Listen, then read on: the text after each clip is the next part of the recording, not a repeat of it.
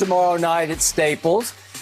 Did you see playoff P last night? He's clutching up again. What happened to the Claw? Huh? What happened to Kawhi? They triple teamed him the whole game because they knew Toronto knows 13? Just how deadly he can be. Took 6 shots. LeBron come up a bum. I ain't going to get you 18, 19. Yeah, well, he's still bumming out.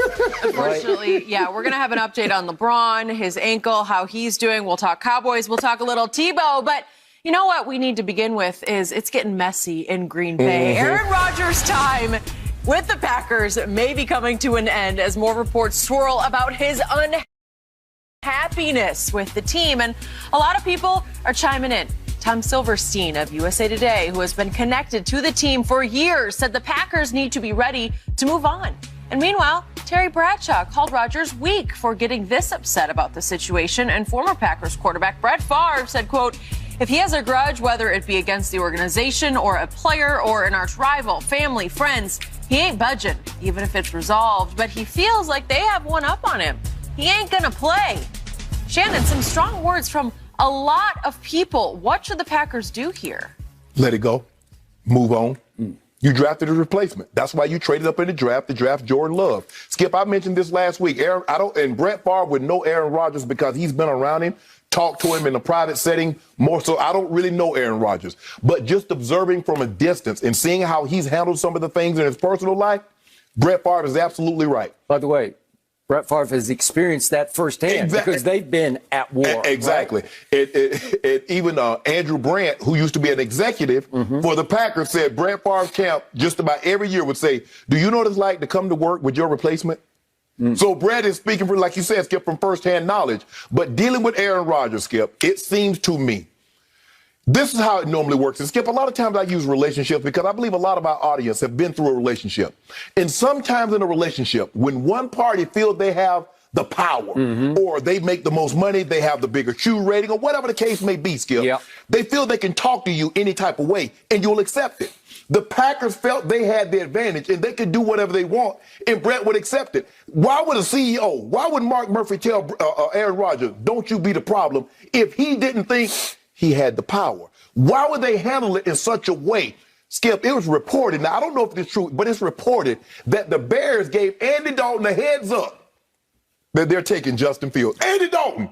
They should have made Andy Dalton go pick up Justin Fields from the airport. But they couldn't tell Aaron Rodgers, like, look, Aaron, we're probably going to move. If he's there and he's come to us, we're going to select a quarterback. We might even move up and take him. You could have given him that common courtesy. Skip, my college coach, Bill Davis, used to tell us all the time. He said, guys, I'm going to treat all of you fair, but I'm not going to treat you all the same. And Skip, you've been around it long enough. You know certain players get treated differently. And at some point in time, love is like an eclair. Once it goes cold, it can't be reheated. And even Tom Brady had his breaking point. He got tired. Even it took him 20 years, Skip, to build it up. But he got tired of Coach Belichick treating him, number one, like 43 on the roster. He says, enough is enough. I deserve better. I know I can go somewhere where they'll treat me accordingly. But he left of his own volition. He did. Aaron Rodgers believed that he can go somewhere, and they will give him the common courtesy of someone of his ilk deserves. Skip, I don't know how you repair this. I don't know why you're holding on to Aaron Rodgers when you drafted his replacement. When you take a quarterback in the first round, when you trade up to get him, you've told the guy that's already occupying that position, you're on borrowed time. When the Chiefs moved up to get Patrick Mahomes, what do you think Alex Smith was thinking, Skip? When they traded up to Texas to get Deshaun Watson, what do you think the quarterback was thinking? So what do you think Aaron Rodgers, like, hold on, I'm a 2-time MVP. None of those guys went to the championship game. Aaron Rodgers said, I did just take the team to a championship game, and y'all still think I'm washed up. So now he has the power. I take you back to the championship game. I go 48 touchdowns, 4 interceptions. I have the power.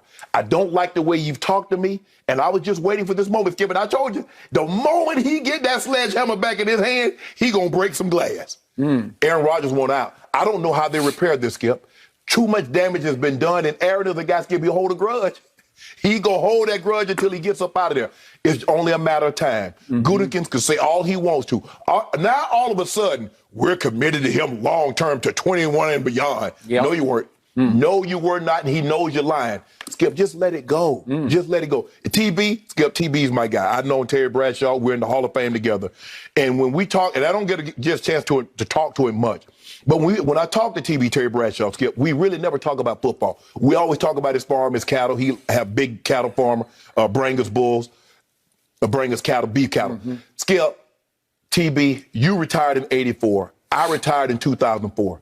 Things are different now. And I had to come to that realization, Skip. I was like, but that's the way we did it. And that's the way we did it. And then I started hearing myself, listening to myself, like, damn, I'm that grumpy old guy that everybody talked about when I was playing. Things are different now, Skip. Their players have more control now. It used to be the team had all the control. They controlled you until you couldn't play anymore, and then you ended up like Johnny Unitas or you ended up like Joe Namath. But not anymore.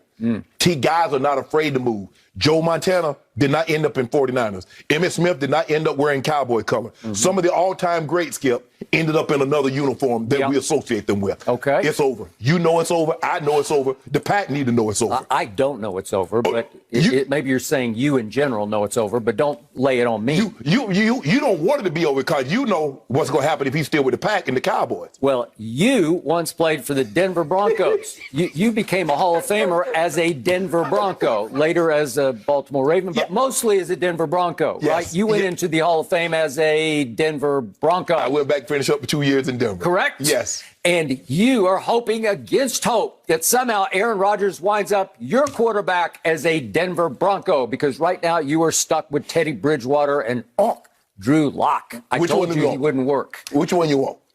Okay, so maybe that'll happen because I think Denver would be first in line if they open up the auction to all comers. You know, come on, come all, take your best shot for Aaron Rodgers. And that well may happen maybe after June 1st. So let's go back to TB, the man you call him, Terry Bradshaw. I also have known Terry Bradshaw for a long, long time, back to our days. We used to play basketball with and against each other at Las Colinas Sports Club in Dallas, Texas, when he was first trying to get into this business as a commentator. And for our younger viewers, do not underestimate how great a football player he was, because he was a great football player. 4 Super Bowls that he won. And he lit up my Cowboys, especially in the second one, which was Super Bowl 13. He threw the biggest Miami party on my Cowboys, and those were 2 of the greatest teams on one field I've ever seen. So don't underestimate his credibility and the validity with which he speaks on this topic. So I loved, and I'm going to reiterate what he said yesterday, or is actually 2 days ago, on WFAN in New York. He said that Aaron being upset shows me just how weak he is. And his point was he's a 3-time MVP, and he's worried about a guy they drafted last year in the first round. So Terry goes on to say Pittsburgh drafted Mark Malone #1, which they did. It was the 28th overall pick in 1980. It was near the end of the line for Terry, but he saw that one coming.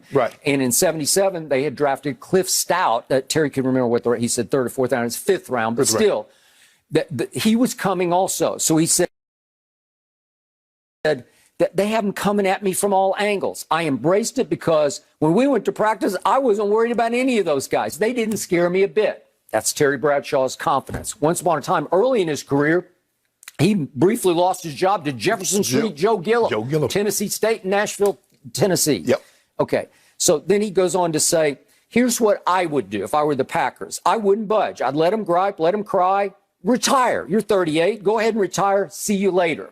There's a big part of me that is so with that, like, go, Terry, go. I know it's old school. I know it's tough, but it's what made Terry Bradshaw, Terry Bradshaw.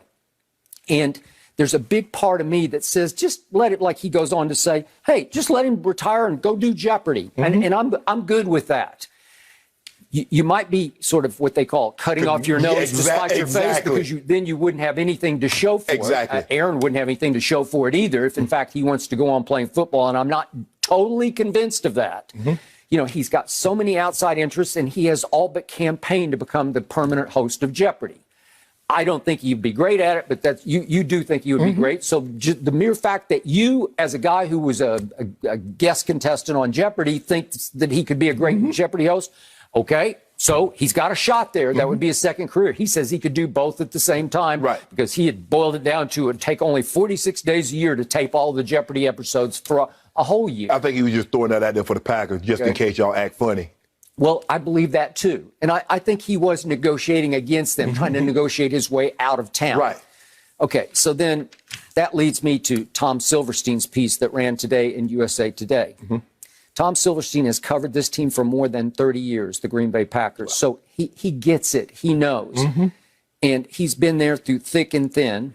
And the headline, just to give you the overall thrust of this, is Aaron Rodgers holding the Packers hostage to satisfy his grudges, so Green Bay should be prepared to trade him. So Tom is a longtime diehard observer of this team.